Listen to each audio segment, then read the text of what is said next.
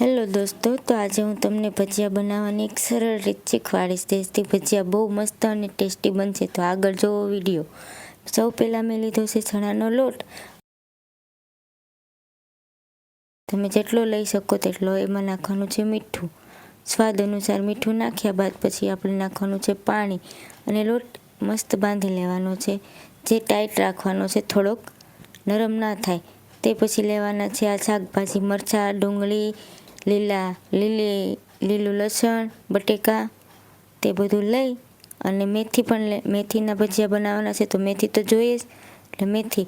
પછી નાખવાના છે અજમા, જે આમ એકદમ સાફ અને ચોખ્ખા હોવા જોઈએ. અને પછી લોટ પાછો મિક્સ કરી લેવાનો છે. પછી નાખવાનો છે સાજીના ફૂલ નાખવાના છે. પછી એમાં એડ કરવાનું છે લીંબુ, જેથી લોટ એકદમ મસ્ત અને ભજીયા લાલ નથી થતા. આ પ્રોસેસ કરશો તો બહુ મસ્ત ભજીયા બનશે. તો પછી આ લોટને મેં પાછો ફરીથી મિક્સ કરી લીધો અને જે મેં આ બધી વસ્તુ લીધી હતી, ધાણા, મેથી, બટેકા, મરચાં, લીલું લસણ, શિયાળો છે એટલે હવે નાખી દીધી છે મેં મેથી પણ. અને પછી ફરી એકવાર પાછો લોટને એકદમ મસ્ત મિક્સ કરવાનો છે, જેથી તે બધું ભળી જાય અને એક સરખો લોટ બંધાઈ જાય. પહેલી વારમાં જ લોટ સરખો બંધાવવો જોઈએ, નહીં તો ભજીયાનો સ્વાદ અલગ અલગ આવે, મજા ના આવે. તો જોતા રહો તમે, હું જો આવી રીતે લોટને મિક્સ કરું છું. અને લાઈક, શેર ને સબસ્ક્રાઈબ કરતા રહેજો અને અમને સપોર્ટ કરવાનું ભૂલતા નહીં.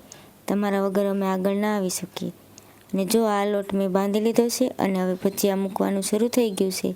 ભજીયા હવે ગરમ ગરમ તેલમાં તળાય છે.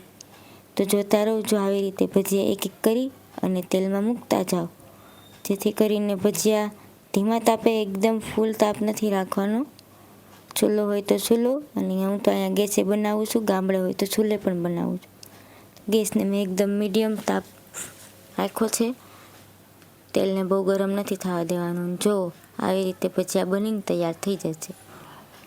અને એક લાલ તો થયા જ નથી, જેનું કારણ છે મેં પહેલાં ખાવાનો સોડા નાખ્યો અને ઉપરથી લીંબુ નાખ્યું. તેવી રીતે બનાવશો તો ભજીયા એકદમ ટેસ્ટી અને સ્વાદિષ્ટ બનશે.